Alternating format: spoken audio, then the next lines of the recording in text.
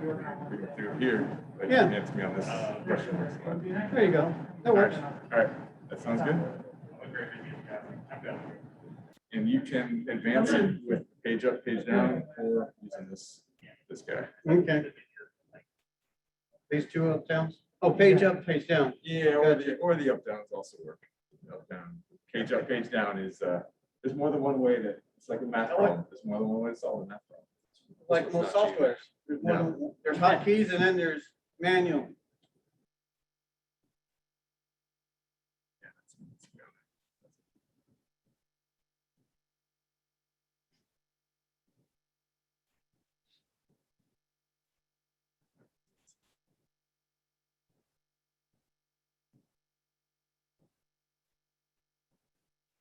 It's correct. It's up there. It's good. This is. I gotta start. Okay.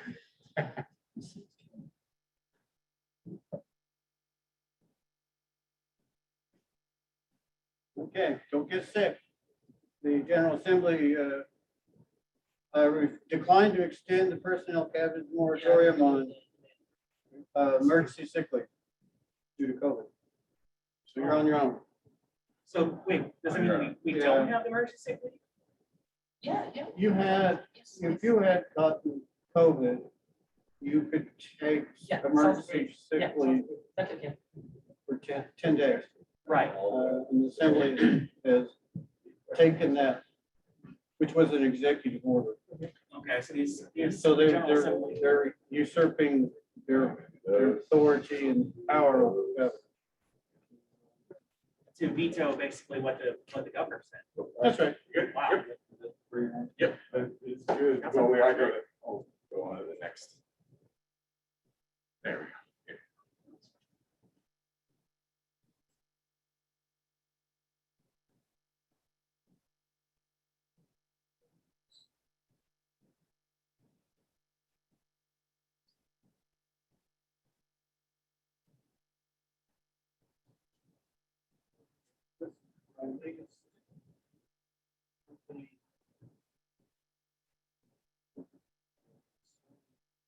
Equipment. Plus, you got a. That's not very well. Here comes Lindsay. I have my own personal desktop. Yeah, yeah. It's a computer I built 6 years ago. 8-core, 16 gig. Dual 27-inch monitors. Yeah, it's a screen. It runs at 4.5 gigahertz. Of course, it needs its own air conditioning to keep it cool. It has a AMD FX 9000. 260 watts. What's these words I don't? And I was gonna say, you have the backup generator for that. I have it on a UPS. Yes, I do. I keep it on a UPS to keep the power clean.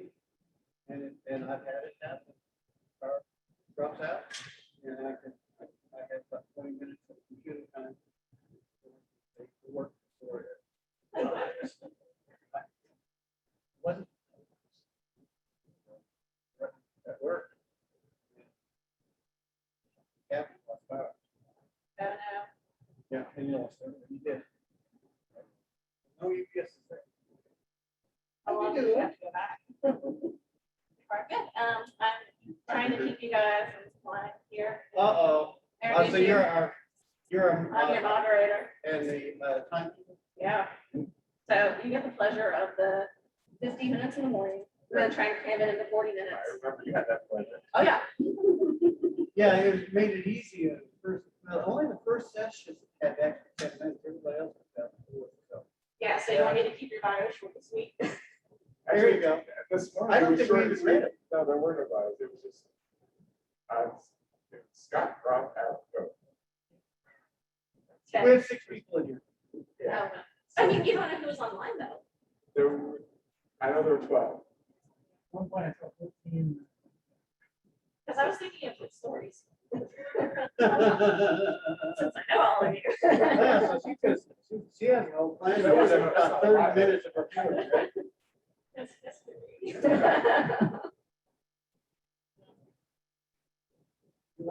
You are part of the history of this process. Yeah, weirdly enough, yes.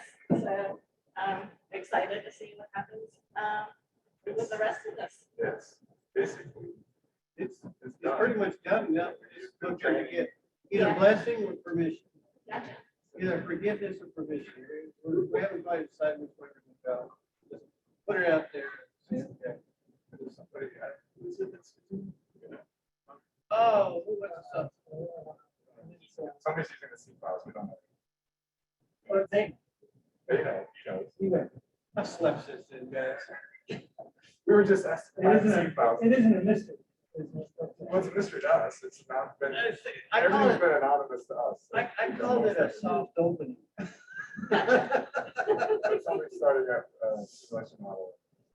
But there were some questions, if it reads an older version. Right. You're driving us crazy with the crash tree tool, but that's a whole nother. I don't know. That's kind of sick. We're just going with a version. That's, Rebecca kept sending great comments, so Rebecca is. It made me keep before this. Well, we're They're a team. team with We're them. with They're the the same paperwork. team. So. And the other guys on their team, the two people, so say what we got their team. It's been diligently. Sure you have the video. I can hear what you said. Yeah, I've already got this live video. So, Yeah, I was trying to see this. There you see, it's zooming on right now. So it's zooming up.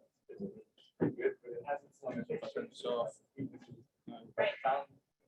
She's finding them for you. Which was fine, that was good, it just. Still, it's big enough. So they used it. And there it goes. Exactly. Or how she people can find themselves. So we need to have to fix it, but we don't have any in the works. That last one I sent out, I should send out a call, this everyone. There are no more recent focus. There's not too much. You guys are probably doing like, we're done with it too, so. We were done a while ago. It should fall in. Which I was called now. I think last time was. Oh, wow. I don't know, I didn't actually check it. I think somebody told him. Yeah, that's, so he was trying to move it over there in front of that table, so it picked him up better, but so you think it'll be all right now? Yeah, we'll check it. You have your attendee view on. So what? You have the laptop that we can do it. No, I'm just. If you see it on the phone, it should be falling. Yeah. It's falling right now. It's it. But the stuff You that can watch we it. could pass it. Yeah. So we were Follow me? okay. Some It stuff. wasn't crashing. It wasn't like So crashing. will or it- anything weird. I think what it was, though, was, Eric's back here, Not for Mike, some of the. Yeah, yeah. and then they're asking It was questions. not- I mean, that's It was good. like, I don't know if it was. few the switch or iterations. something, but it would like stay on him. that we and got it wouldn't there. switch so- to Yeah, so you know that too. Okay, so yeah, it is working. Yeah. It may have been a while. Sometimes it came up. Good? Yeah, I think so. We don't anything. I've got to work that room back there, so I'll be back. I mean, honestly, I've got to work that right now. When you It's see cool, my and hands, then I'll be that's back like there. the mapping side, because you know, your brain works in different ways there, where you see it spatially versus in a spreadsheet kind of format. So between both of them, though, I think it's a good one. For the one graph. That brain removed, that didn't see higher than you. I was gonna go chainsaw over there. You addressed them, use the chainsaw right The weekend. Take out the frustration. You can do a lot of damage with a chainsaw. I prefer not, because it makes such a pile that have to clean up, that it exceeds my. I don't think that, like my neighbor. He's got everything down the tree. Yeah, so they come in, take the tree down, and he's gonna take care of all the branches. Week and a half later, branches are still out, in his backyard. That cold. So that was the reason why it's still sitting in the yard.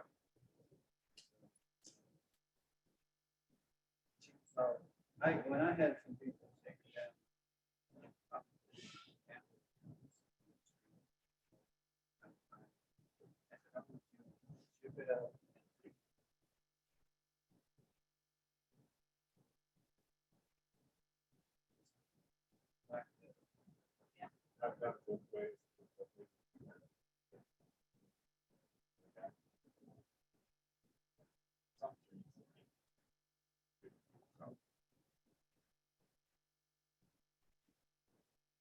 This guy, this guy bought a used Escunda orange truck with cherry picker on. Tipper and back in.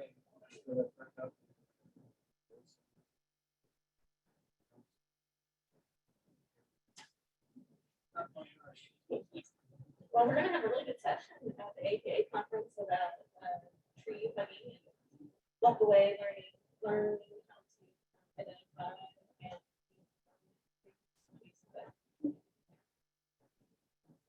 very practical, hands-on course, assuming we have a conference.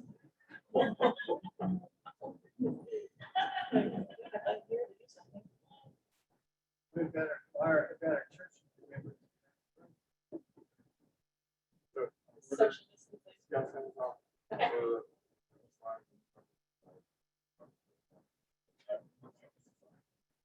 First morning, I talked to 7 minutes, I'm gonna try to get that down. Yeah,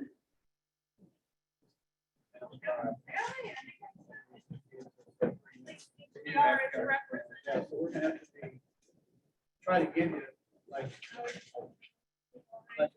Yeah, I'll give you guys like I said, Adam's last. People have. So Adam, I'll just sit over there and I'll just start waiting.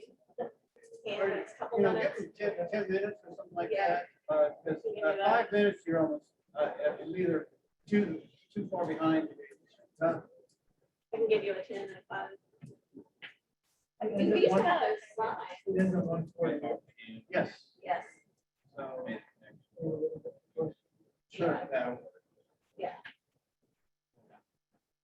Oh, we got our heckler now. Oh, I'm talking about Brad. Brad Johnson. We got milk for that. You just can't say it out loud.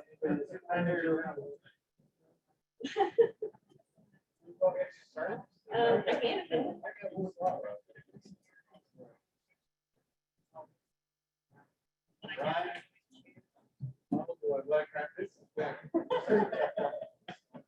Got a little more life than that.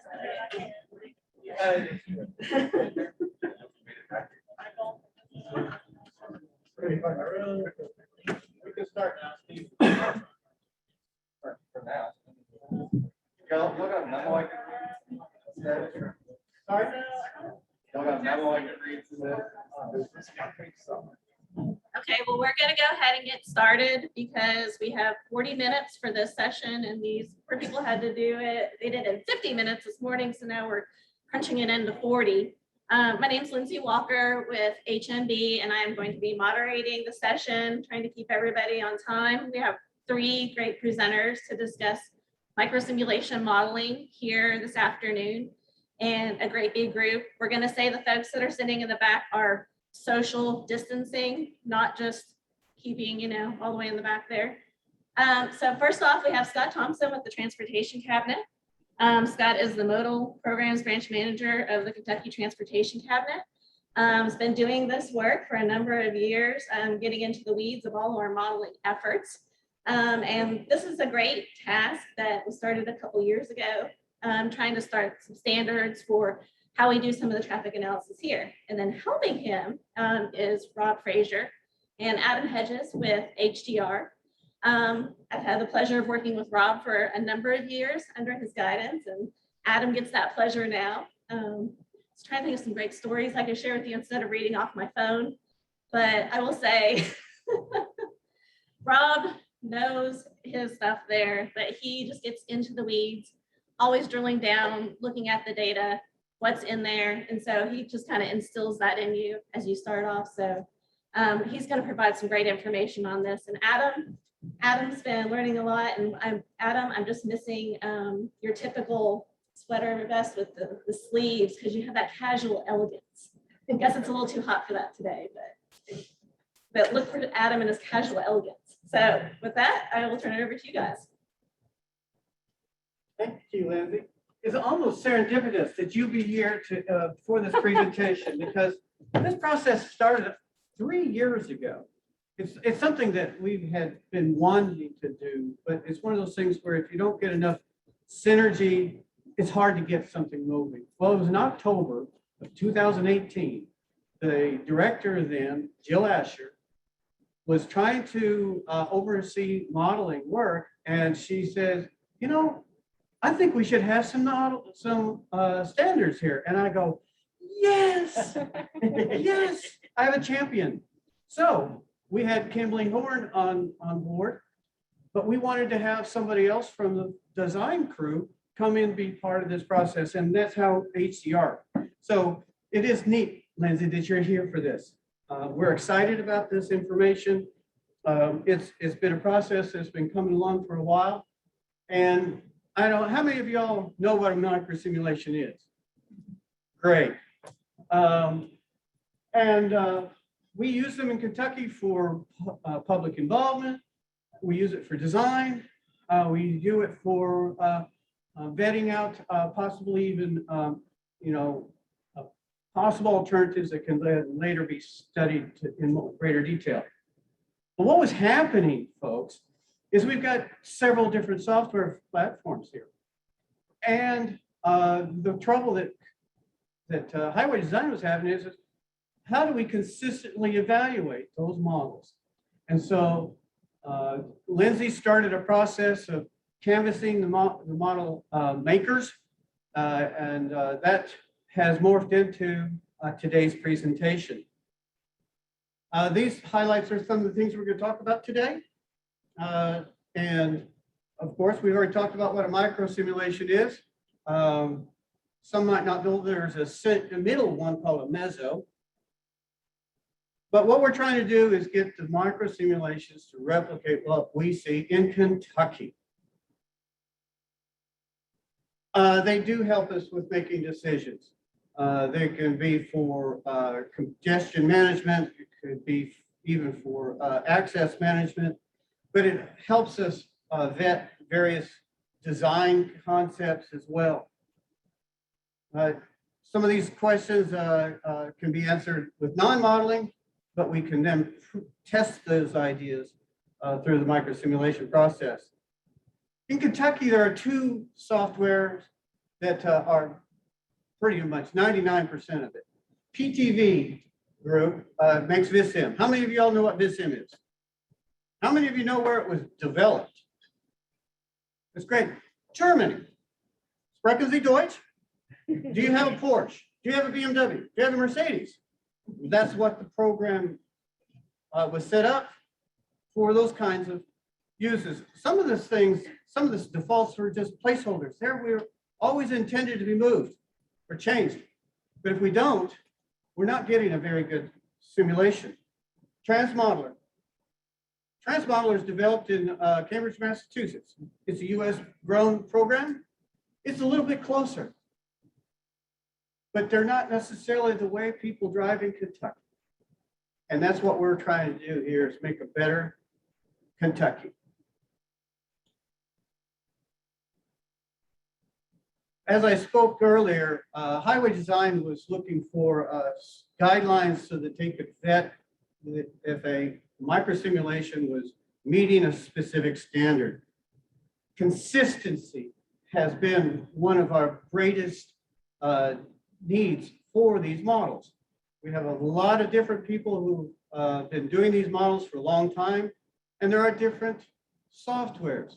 How can we make these two different softwares more and more similar to each other? There's the proof of the pudding is always in your data, and sometimes we just don't have the data.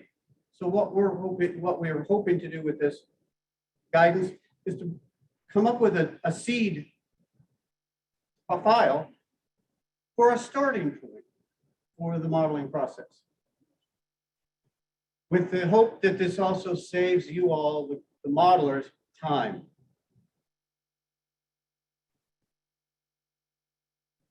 And from here, I'm going to let Rob speak. Scott, And Lindsay, I am really glad that you are moderating this session. It's totally appropriate. It was totally random, honestly. It was not planned. It's pretty great. All right, so, and I'm gonna take this off, make sure you can hear me clearly. First one, develop model consistency. That I just want to just highlight that. And this next slide kind of is to emphasize this. We did look at anonymously 10 different sim models. And we looked at the different parameters that we had decided to investigate for this project. And they were truly, we didn't know, they were truly anonymous, and they were anonymous with regards to their purpose or their budget, or we knew nothing really about them other than here's the model. And we looked at the parameters, and we looked at how the parameters compared to the parameter ranges that we are proposing for use here in Kentucky. And so you see some different colors. The gray means that for a particular model, that parameter was left unchanged. The green means that it was changed, but it was within the range that we are recommending. The red means it was changed, but it was outside of that range. Not necessarily wrong, because as we'll reiterate here, say multiple times that these are a recommended range. Absolutely, there'll be times that you need to go outside of those ranges and just document them. So this isn't necessarily right or wrong, but we wanted to see how similar the models were. And then for the very bottom row, you see there's a kind of a gold and a purple, and that means whether or not point-to-point or origin-destination routing was used. And the recommendation in the guidance is to generally use origin-destination, though point-to-point has its applicability too. It is, again, not wrong, but it has its limitations. So we wanted to look at that. And then when we look at a couple of different projects, you can see that the team that developed the model, Model C, the team that developed Model E, they probably have slightly different philosophies about how to develop models. And that was part of where the conversation with Jill started, was how should we be thinking about these? How should we be setting up these models? And what are the ranges of parameters? And so this, for model consistency, supports having guidelines. And if you look at two rows, I'll just highlight the lane changing. Scott mentioned that PTV VISIM was developed in Germany. We spoke a couple of times with the model developers, including the main model developer in Germany. And when he, his comment is that parameter for lane changing is that we expect people to change it. We don't expect it to be used as a default. In fact, it isn't really a default. It's, as Scott said, a placeholder. We expect you to put something else in there. And so that wasn't necessarily happening here. Again, it's not necessarily wrong, and we don't know the purpose of the models, but we want to encourage that to be given more consideration. And then the last one I've talked a little bit about origin, destination, and point-to-point routing. So this was just to look at is there a need for these guidelines for consistency? We also looked at transmodeler models. We looked at 5 of those. They were very similar, and really many of the values were left unchanged from the defaults. But with transmodeler, as our research showed, often the defaults are they're based on research, and they are within the range. They often line up with what we're recommending. And in some cases, we recommend to start with the transmodeler defaults as the starting point. So this made sense to us, but we documented, looking at all of the models for both types of software. So that was informative, and then we use that in those models a little bit later to test what happens if you start with these new recommended parameters. So we'll touch on that in a little bit here.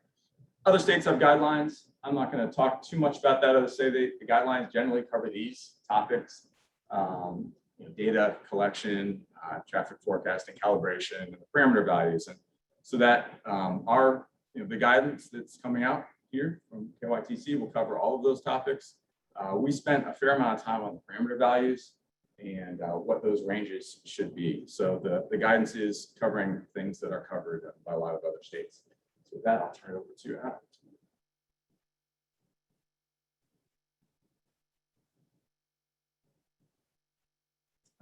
Yeah, thanks, Rob.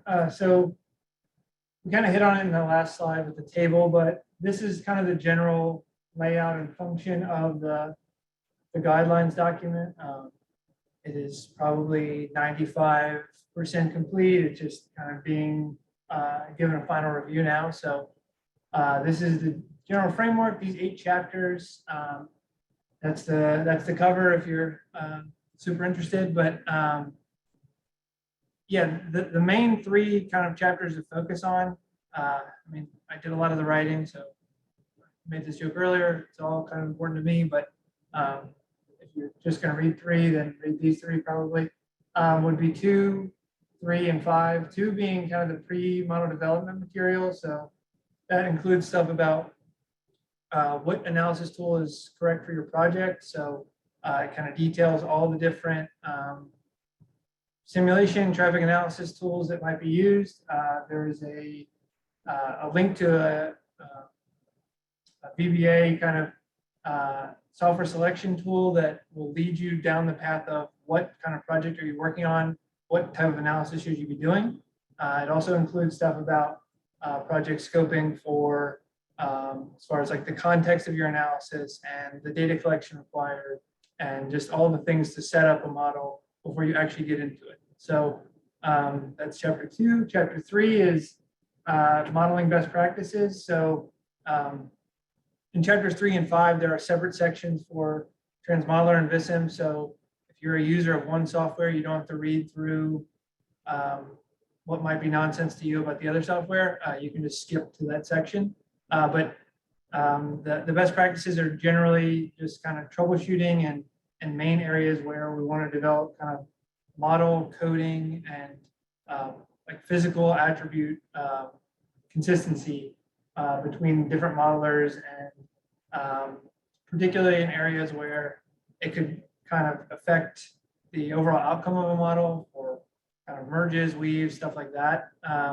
And then chapter 5 is where we really get into the parameters. So it talks about the parameters that we selected to do the analysis for, and then kind of the results of our analysis. So if you've heard a previous presentation on this, I've kind of gone into the parameters before.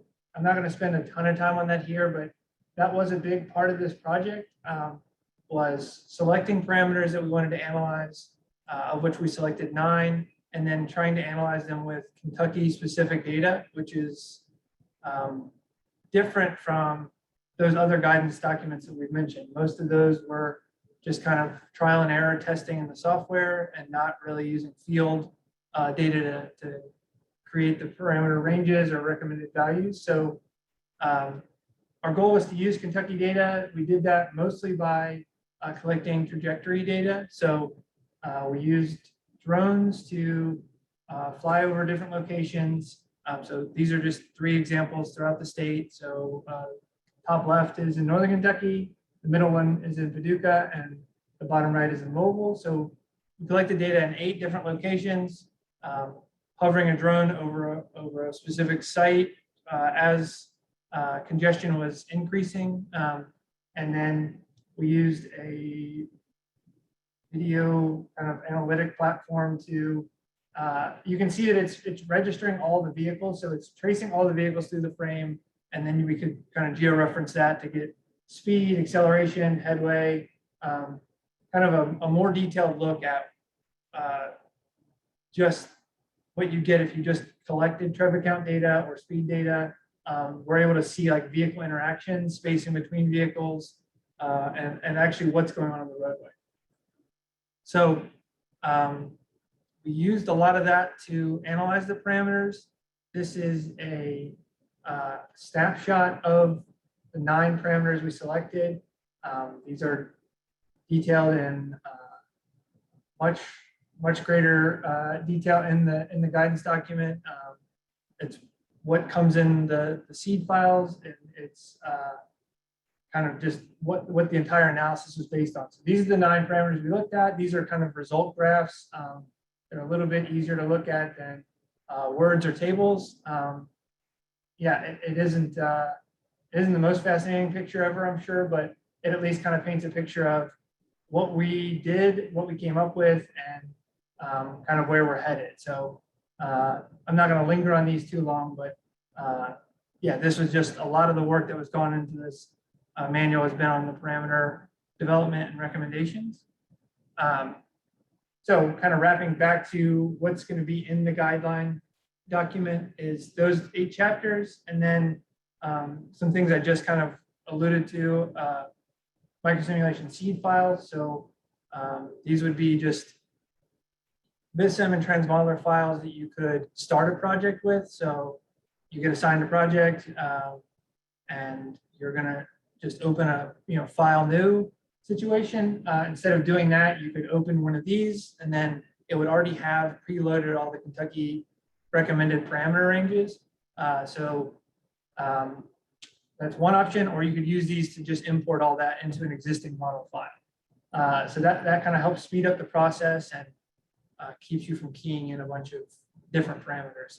And then the second thing would be an Excel file, which is a little bit of a cheat sheet to everything I was just showing on this previous slide. It contains all those graphs and all the tables, so all the recommendations that we're making in the event that you are not a reader and you don't want to read the manual. And then item number 3 would be just a calibration and QC checklist. And this is just to try to help kind of improve the model development and calibration QC review process. So it's not a all-encompassing effort, but it should lead the thoughts and discussion during those particular points in model development. So now kind of moving on to the meatier section of how can the guidelines actually help you. So if you're in here and you're not a modeler, and you might be thinking like, this seems really, really great, but I don't really care that much for modeling. So, and I don't know how to do it. The guidelines could help you if you're in a traffic adjacent field. And I'll just kind of run through 4 or 5 different example scenarios where that might be the case. So the first one is in traffic project scoping. So like I said before, the first 2 chapters really outline a lot of the details needed for scoping any kind of traffic project, deciding on what kind of analysis tool you're going to use, selecting the software, determining the overall scope of the analysis, like how far do you need to go? Do you need to include X or Y intersection or interchange? What hours need to be looked at? And then as well as outlining like the data collection effort that makes sense for a project. So just in general, we were trying to think of an example of how this was useful to us and when we use this. And at HCR, we worked on a project in Lexington on the I-64, I-75 kind of split corridor there, just northeast side of Lexington. And we ended up looking at the traffic analysis using both FreeVal, which is an HCS type software, and BISM, and determining kind of why do we need to do that, or why did we want to do that, was really because we wanted to specifically look at different freeway weave interactions. So we wanted to key in on specific vehicle interactions that weren't possible in HCS or FreeVal, which led us to using MicroSim. And the other piece was the combination of freeways and arterials. So we really we weren't using this tool at the time, but that was the thought process behind selecting the software and how to do the analysis and how we really scope the project. So the second possible example would be in just in model development. So you are a modeler and you're trying to figure out what the best way to go about coding a left turn lane is at an intersection, or you have a roundabout and you've not done one of those in microsimulation models, or various other scenarios. The guidelines kind of provides a framework for some of these kind of key decision points or common pitfalls of modeling. So it does establish a little bit of best practices, something you could reference. And then it also helps kind of speed up the process by hopefully providing these seed files will help you in the model development and ultimately in calibration of the model. But you aren't making all these speed profiles and vehicle classifications and driver behaviors. A lot of that work should be done for you in these files and give you a better starting point to move forward. And so this is just kind of keying in on the data collection effort and the count data. So for a lot of traffic analysis, you're often just given maybe hourly volume counts, maybe peak hour, maybe it's just DHV or something like that. And so that kind of tells the story, but having 15-minute count data, especially for microsimulation, is crucially important. It just helps understand like what's actually going on in the roadway network and how vehicles are arriving throughout the area. So just to kind of highlight this, we talked about the data a little bit before, but as many traffic people would be aware, like an hourly count will kind of show you potentially something different than the peak 15-minute count would show you. So if we just had the hourly count data, we wouldn't really be seeing the magnitude of arrivals that you would in a 15-minute count. And so you kind of would miss the demand and the congestion. So I don't know, that was just a highlight of the document. The guidance document is very specific about that kind of data collection effort, things to make sure that you have or have access to and can obtain for your project. So the third step is model calibration. This was a little bit of what I was talking about earlier with the model development, but this helps to establish, again, some calibration targets. So what are you shooting for? What are you trying to calibrate to? So it helps establish the minimum number of runs you should make, some calibration metrics that are common or should be used depending on what your project goal is, and then some sample calibration targets. And then also gives you resources to look at for if you need to kind of adhere to the FHWA calibration targets. So it's trying to set a framework for doing that, whereas before there wasn't really a calibration framework, much like there weren't best practices for model development. So again, it's not a all-encompassing, but it helps to kind of guide your eyes and set a general framework. So just as another example, Rob was talking about this before, but we took a couple of those models that we initially reviewed and did some pilot projects with them. And so this is the result of one of those pilots. We took the model as it was, ran it, got the results, and then we kind of cleared out a lot of the work that was done by whoever was doing the modeling, and then loaded in the Kentucky defaults and reran it. And then we were just trying to compare, and in some cases we cleared out everything and just ran it with the software defaults. For this example, you actually couldn't do that. The model just was completely gridlocked before it even started recording, so it didn't make any sense. But in this example, if you just looked at travel time as the calibration metric, using the Kentucky defaults would have actually gotten you closer for the most part than the actual submitted model. So we're not trying to say that the Kentucky defaults are better, but if you had a chance to start from here, you could have spent the time or the effort kind of fine tuning it as opposed to doing all the work to get you as close as you need to be. This wasn't the case for all the pilots. It's not a one size fits all, but in general, it seemed like the Kentucky defaults that we're recommending made the models closer to where they were headed than the defaults did, certainly, and in this specific case, actually, than the finished product. So this is just a graph kind of illustrating the same thing. If zero is right there on the bottom axis, you can see that the Kentucky defaults stay pretty close to zero, and the original model does until the end there, where it kind of pops up. So yeah, a fourth example is really just in QCing the model. So we're providing the checklist, we're providing, again, these recommended values. So you should hopefully have less kind of weird inputs or weird model coding that you have to do to get something to calibrate, and thus somebody finds a problem with it in their QC process. So just trying to streamline the whole effort a little bit. Again, there's a screenshot of the QC checklist. Doesn't have everything, but it would help somebody identify like, okay, this is what's been looked at, and it's something you could turn in as an appendix to your final report to kind of show, look, we had somebody QC this is what they noticed. We went back and made these changes, and it's clearly documented in a logical way. So,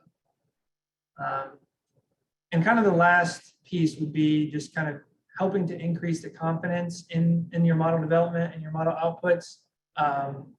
This is the piece that if you aren't a modeler is maybe the most important, or if you are a modeler is most important to people that aren't.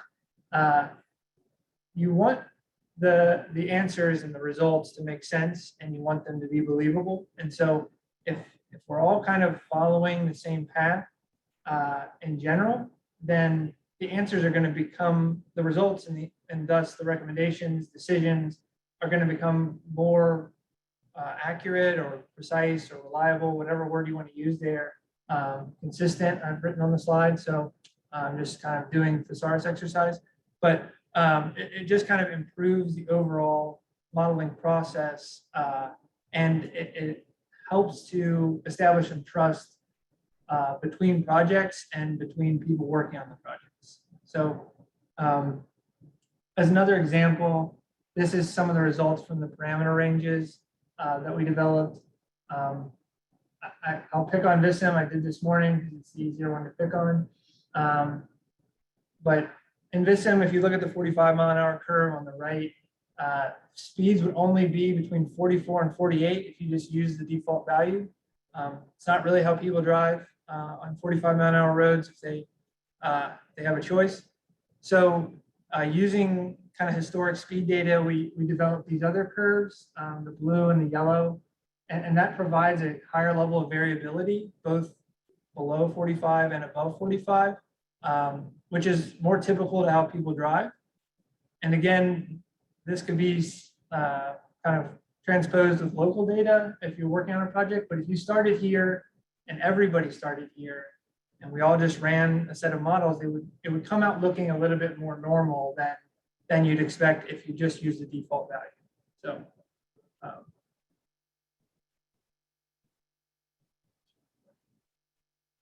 okay, you want to just get it at the end? That's fine. Yeah, you have about 10 minutes. Okay, so that was kind of overview of how can the guidelines help. And the next kind of last final piece is how can you get the files and participate in the training? We're not passing out files at the end of this, but it will be available soon. Again, like I said, we are kind of in the final QC process of the guidelines document and the seed files. So once it kind of goes through our QC here, then it'll go through KYTC's final QC, and it'll be published on the website, which we can obviously let kind of the modeling group know when that happens. But we are going to do training. So our intention is to do 3 separate training sessions over the next, at the end of this month. So we're trying to schedule them for the last 2 weeks of September. It will be virtual. The 3 sessions would just be, the first one, just general MicroSimulation. So likely a discussion of the document, what's in there, MicroSimulation best practices, things like that. And then a Vissim specific training and a Transmodeler specific training to go over the parameter ranges that were developed and how to use them in the software. So if you're interested in participating, we're going to try to email people that have previously been involved in the project from the onset and the initial user group. But in the event that you're not sure if you're in that group or you know you're not, I've created a doodle poll. If you want to scan this QR code with your smartphone or Motorola Razr or Game Boy Color, you can pull up a doodle poll, and I am kind of asking a lot here, so just get ready for the instructions. if you could fill in the name with your email, just to make sure I have your email in case I don't.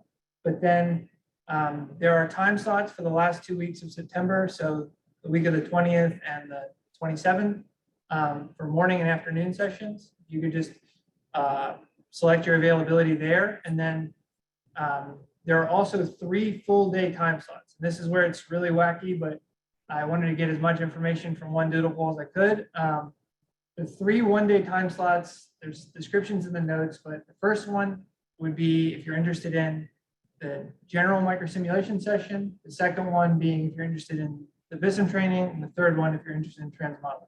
So if you're completely free and you're interested in everything, just click every box available. But if you're like, I only want to do the BISM, then click your availability and then just click that second full day.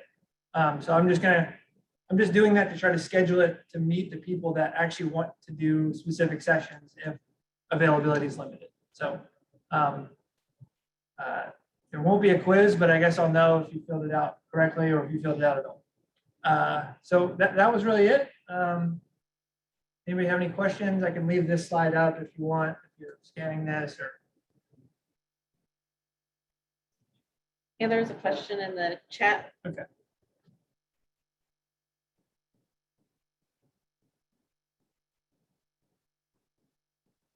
I'll just pull it over here and then try to read.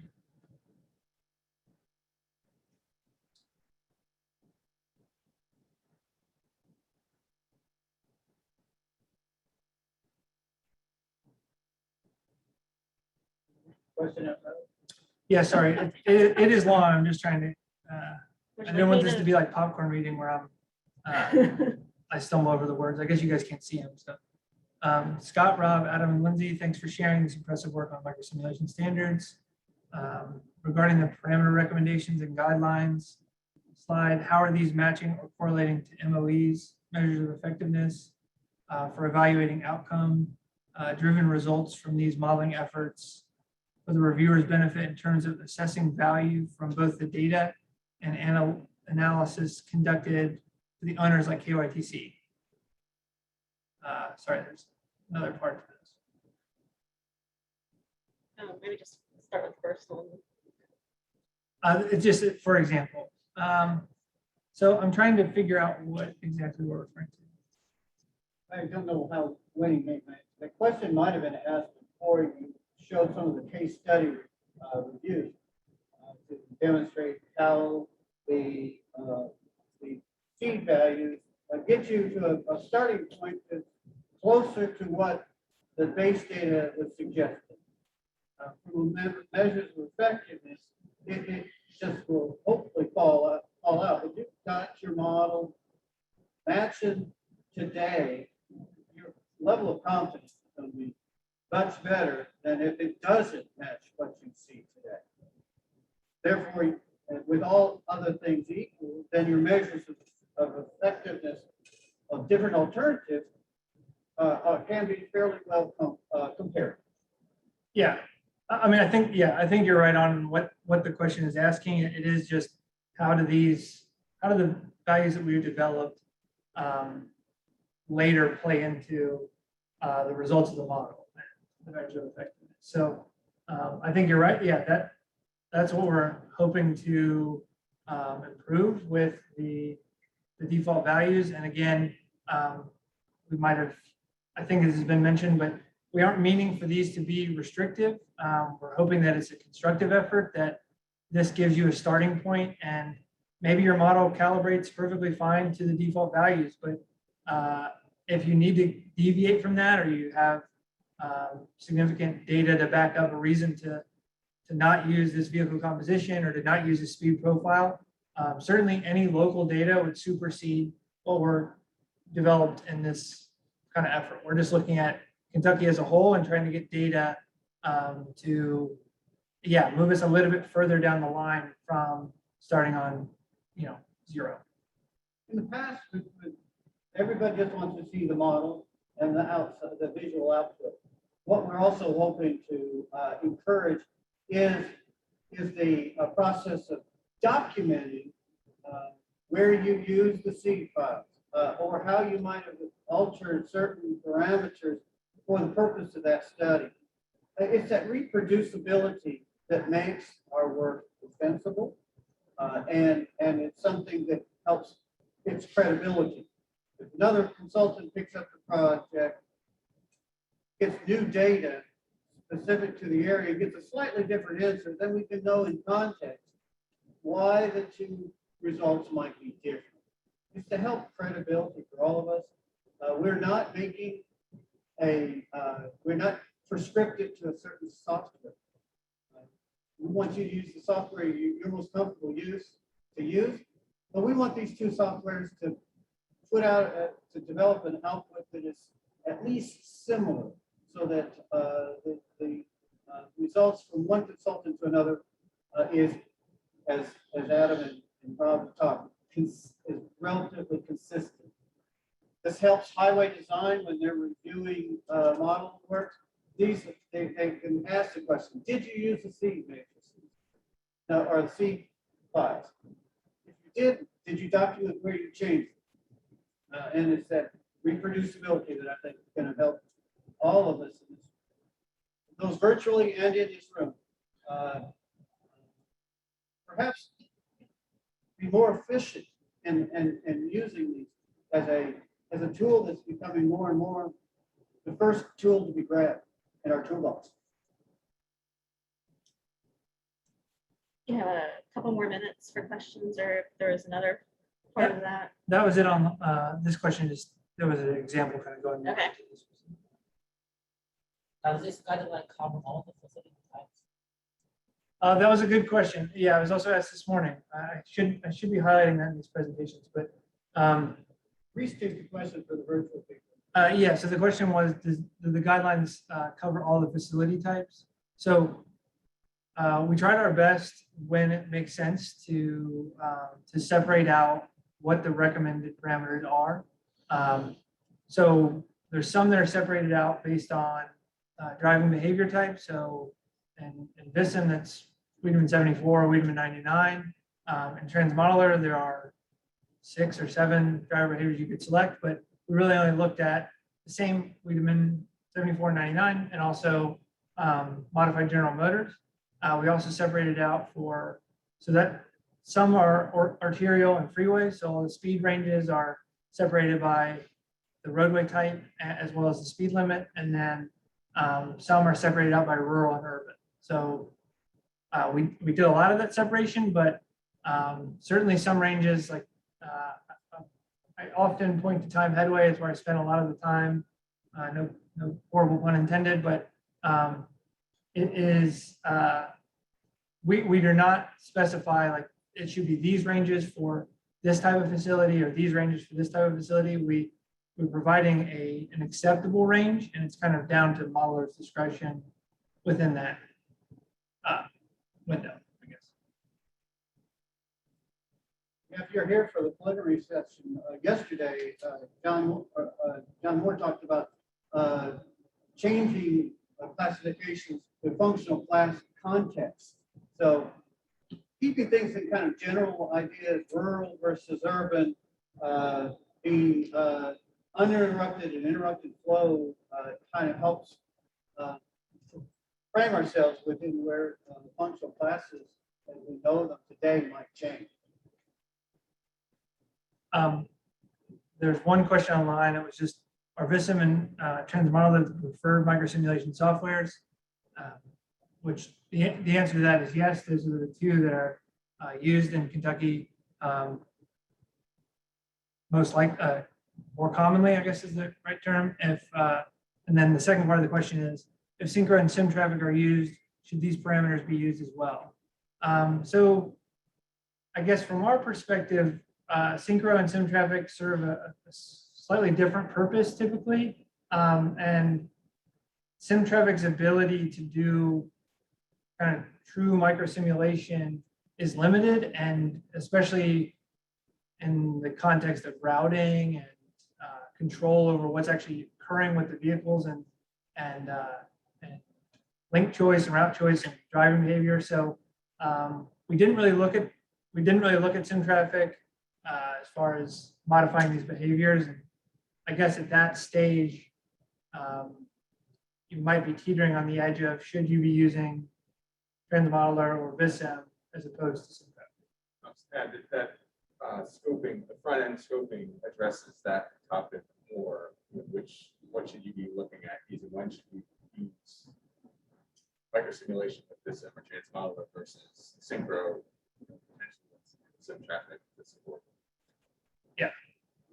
And SimTraffic and Synchro are both good tools. Absolutely right. It's just sometimes you're looking for a drill and so. I have one thing, that very first comment that came in the chat, one of the things that I think that this helps us with is setting the parameter ranges such that when we do our forecast out to 5, whatever we got, but looking far out into the future, if we have done our calibration using values that are too far outside of these ranges, you can end up with some unexpected results in the future. And this helps set things during calibration so that we have more confidence in those final results. And so to me, that's just a part of this. It kind of keeps us all straight and narrow for those future forecasts that we're then making our decisions based on. Yeah. Well, I think we're gonna have to wrap up. We're a couple minutes over, so give them a round of applause, and I think we're looking for more information coming up soon. Lindsay for helping put this thing off the ground. It's nice to see you getting there. Very excited.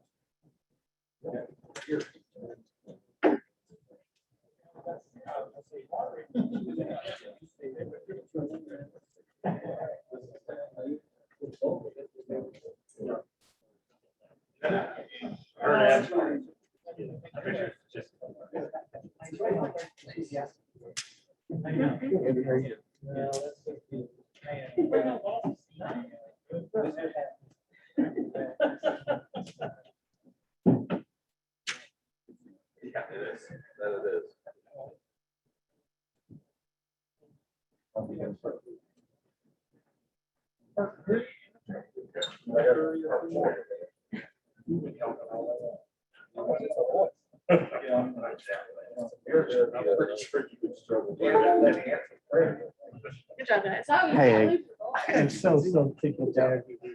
Yeah. I wanted, I'm glad it was Well, your early start of the process. hopefully, Kind of make- was helpful. Oh, yeah. Beginning. Well,